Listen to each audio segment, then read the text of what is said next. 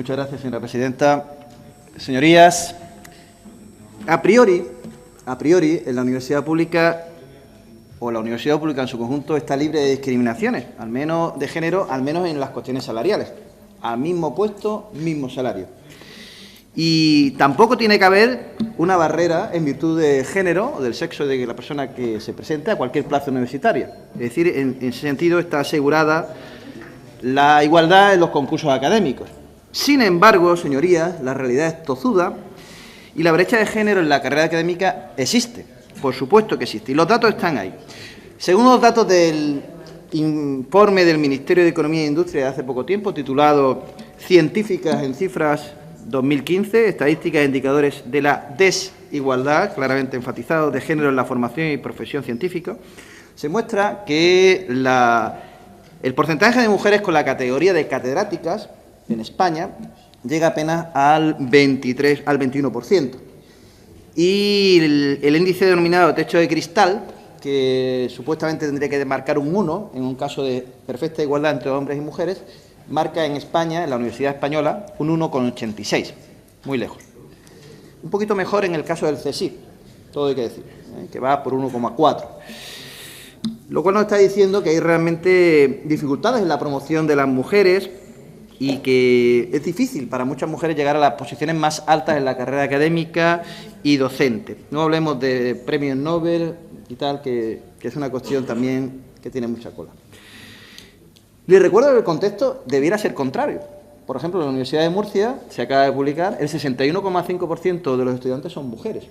Y no solamente son mujeres, sino que además, como media, no por ser más, tienen mejores ratios en todos los indicadores académicos que sus compañeros hombres, alumnos. Con lo cual se supone que estamos avanzando un cambio en la tendencia radical a este respecto. Cosa distinta en el caso de la UPCT, que por una cuestión es básicamente de su estructura de estudio y que todavía existe, desgraciadamente, y tenemos que volar mucho en las cuestiones de los estudios técnicos, pues esas cifras de estudiantas solo llega a un 30% aproximadamente. Igual el señor Martínez Lorente me podrá corregir en esa cifra, pero evidentemente es otra cuestión que nos debe llevar a otras reflexiones sobre qué tenemos que hacer. Se produce en esencia en España ahora mismo una tijera que aparece en todos los estudios, donde aparece mayoritariamente muy bien representadas las mujeres al principio y abajo los hombres, y esa tijera hace que las mujeres vayan bajando según se avance de los puestos, el grado, el doctorado, la titularidad de la universidad y la cátedra van cayendo, en cambio los hombres van subiendo en porcentaje y nos ponemos y colocamos a los varones en ese 80 prácticamente por ciento de cátedras, por ejemplo, que es la parte más alta de esa pirámide. Las causas de esa brecha, y que esa brecha está abierta y que cuesta, y estamos cerrándola muy lentamente, es muy clara, pero la más evidente de ellas es, por supuesto, el derecho y la realidad de que muchas mujeres optan a la maternidad y paralizan sus carreras académicas en este aspecto. Es una circunstancia que queda muy clara en el caso de las mujeres y, curiosamente, y ahí tendríamos que reflexionar mucho, es irrelevante para los hombres. El hecho de tener hijos es irrelevante en la carrera académica de los hombres y, inversamente, una inversión absoluta en el caso de las mujeres. Los estudios son muchos, ya lo cito en mi propia moción. Las piedras en el camino son muy grandes, muy grandes. Les pongo un ejemplo muy sencillo que no menciono en mi exposición de motivos. Mi propia universidad, la Universidad de Murcia, premia a todos los docentes por igual, con una reducción en su carga docente cuando alcanzan su primer sexenio de investigación, cuando reconoce el Estado les reconoce que efectivamente han desarrollado una investigación de nivel durante al menos 6 años o la acumulación de varios años. Se existe efectivamente esa reducción, pero es de aquí que la siguiente tramo en mejoras, después de esa reducción importante de 4 créditos, para incentivar precisamente a desarrollar esa investigación, teniendo en cuenta que hay muchos no investigan como debieran, pues el siguiente nivel es que se puede reducir incluso hasta 16 créditos de clase cuando alcanzas 3 sexenios consecutivos. Y es evidente que esto supone una barrera infranqueable a muchas mujeres, que en un momento dado empiezan a desarrollar una carrera académica, pueden ser incluso más brillantes que sus compañeros, pero por mor de estos roles de género que tenemos en nuestra sociedad española, pues paralizan durante unos años esa carrera académica, esa investigación, aunque luego la continúen brillantemente, y en ningún caso van a poder verse favorecidos, por ejemplo, con este criterio de excelencia, cuando a lo mejor son más excelentes que muchos de sus compañeros. Es evidente que en los últimos años se han implementado a nivel nacional e internacional por una serie de medidas encaminadas a paliar esa brecha de género.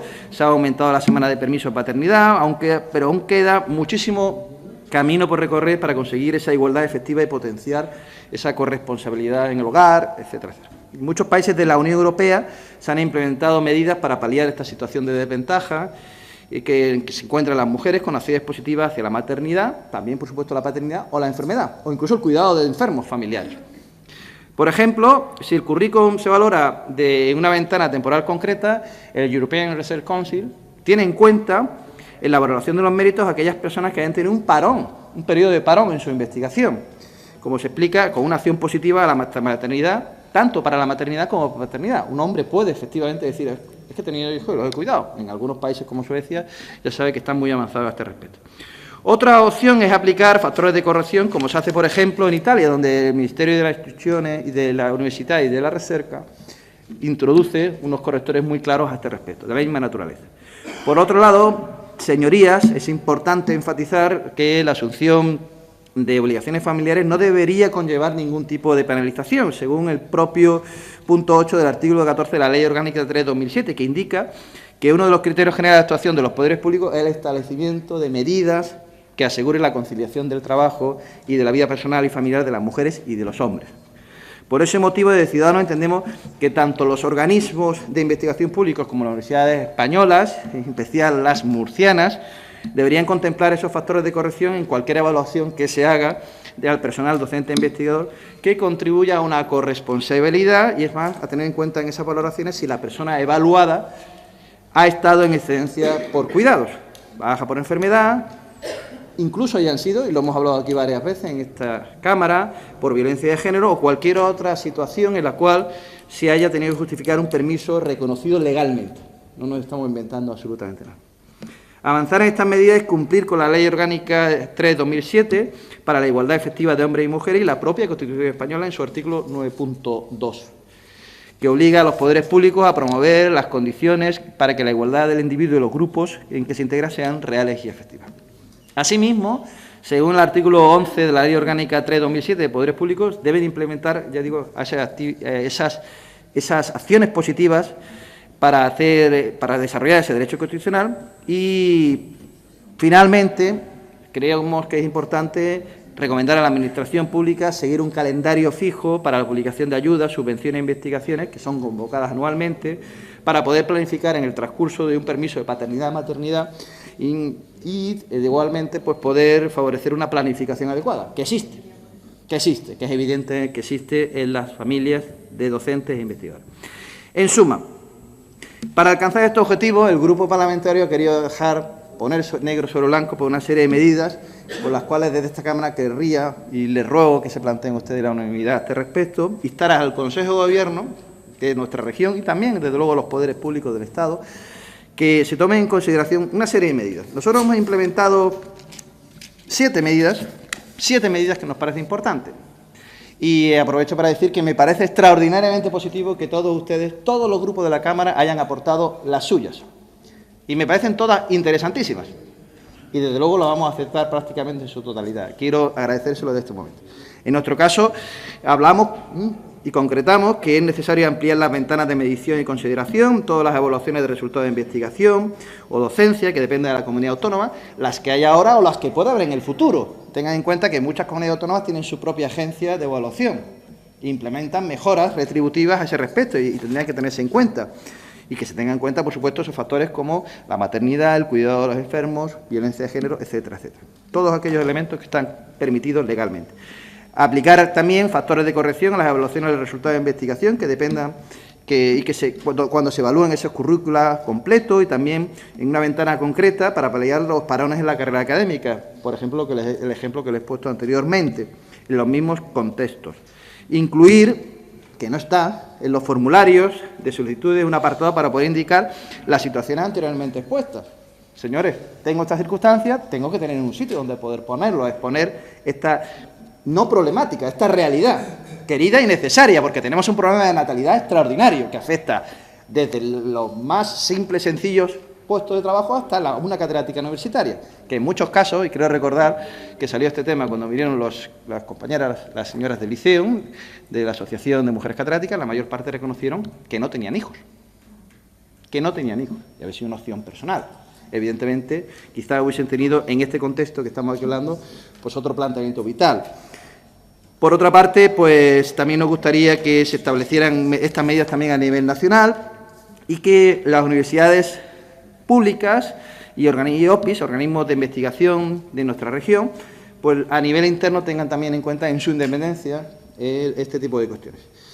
Igualmente hay que potenciar, están caducados, lo sé, me lo dirá luego el señor Pedreño, y es una realidad que esos planes de igualdad están caducados, efectiva en el ámbito del académico en genérico, y tienen que incluir, por supuesto, estos parones en la investigación. Y por último, cuando lleguen, ya están negociados esos planes en lugares de financiación plurianuales, pues que se indiquen efectivamente en ese mismo plan plurianual o los contratos programa, pues esos factores que valoren estas medidas de igualdad efectiva entre mujeres. No estamos regalando absolutamente nada a las mujeres, nada. Quiero recordar precisamente una persona brillante que estuvo en esta Cámara, María Teresa Pérez Picazo, diputada socialista que tuvo 6 hijos. 6 hijos. Y luego llegó a ser presidenta de la Asociación Española de Historia Económica y catedrática de nuestra universidad, única catedrática durante mucho tiempo. Y en este caso, pues lo que pudo ser una opción personal, por un sacrificio personal por su parte, porque abandonó durante un tiempo, pudo recuperarse por un esfuerzo titánico por su parte de avanzar en su currículum personal. Creemos que hoy por hoy a las mujeres investigadoras de esos OPIs, de estas universidades públicas, hay que darles una oportunidad a este respecto y efectivamente eso no irá nunca en demérito de su capacidad y desde luego ayudaría a paliar esa tijera que hemos comentado anteriormente y que realmente no nos hace a ninguno de los presentes estar orgullosos. Ruego su apoyo y espero que sea así a lo largo del debate. Muchísimas gracias. Muchas gracias, señor López Morel.